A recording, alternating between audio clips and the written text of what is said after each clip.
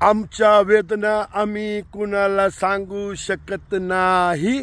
कोण आमचं ऐकतंय तेव्हा आम्ही त्यांना सांगायचं. सांगा तुम्ही रात्रभर पाणी भरतोय का तर दिवसा लाईट जाती. आता सांगा तुम्ही आम्ही शेतकऱ्याची वेदना आम्ही कोणाला सांगायची.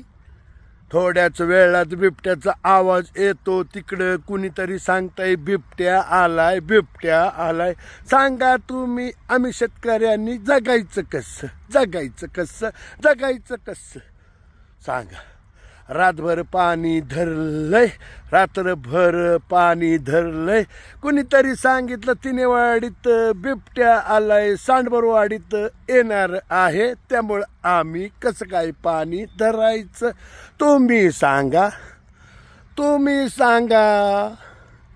बिबट्या दादा कशाला आमच्या लहान लहान मुलांचं, लहान लहान मुलांना तू टार्गेट करतो. सांग बिबट्या दादा.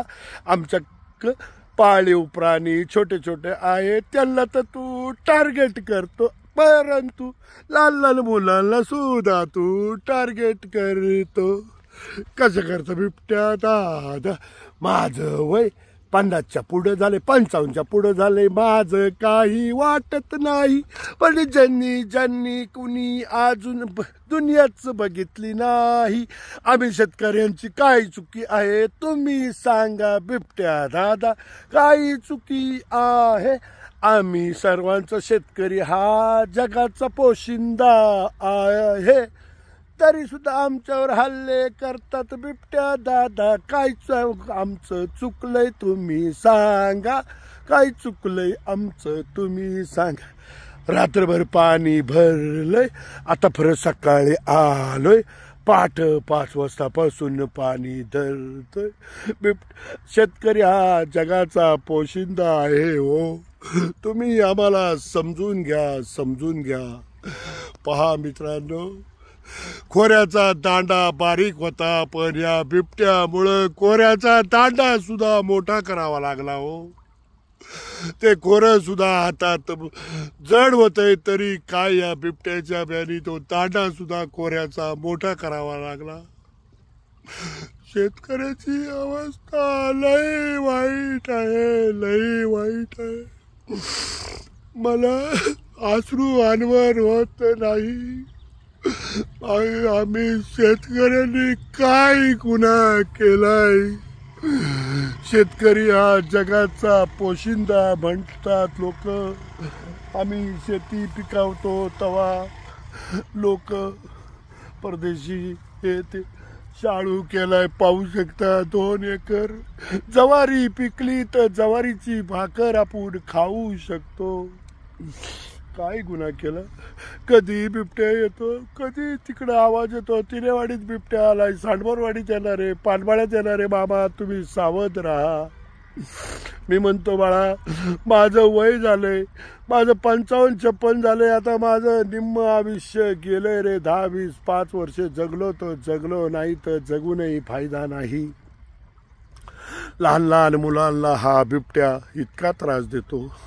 शाळेत जायचं म्हणलं तरी आमच्या तिनेवाडीत जायला भीती वाटती.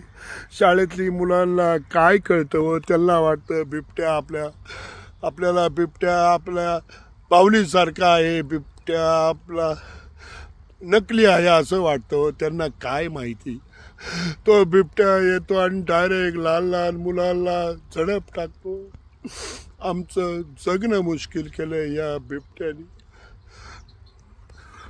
सर्कस मध्ये पाहिला बिबट्या चांगला वाटतो, असं पाहिल्याने तर असं इतकं बेकार वाटतं, इतकं बेकार वाटतं की लहान लहान मुलांना. हे मंचर आंबेगाव तालुक्यात एका चिमुरड्यावर हल्ला केला. इतकं वाईट वेदना झाल्या त्यांच्या घरच्यांना, अख्ख्या महाराष्ट्राला वेदना झाल्या. सर्कस प्रमाणे एखाद्या आपण कात्रजला जसं उद्यान आहे तसं सरकारने उद्यानाची व्यवस्था करावा. आमच्या इकडं बी उद्यान पर्यटक स्थळ होईना असं काहीतरी सरकारने मोठं पाऊल उचलावा. आमच्या इकडे ही पर्यटक स्थळं व्हावा असं मोठं पाऊल उचलावा सरकारने. प्राण्यांसाठी सरकारने काहीतरी मोठं पाऊल उचलून त्यांना सुद्धा कात्रजच्या उद्यानासारखं त्यांना सुद्धा हे करा.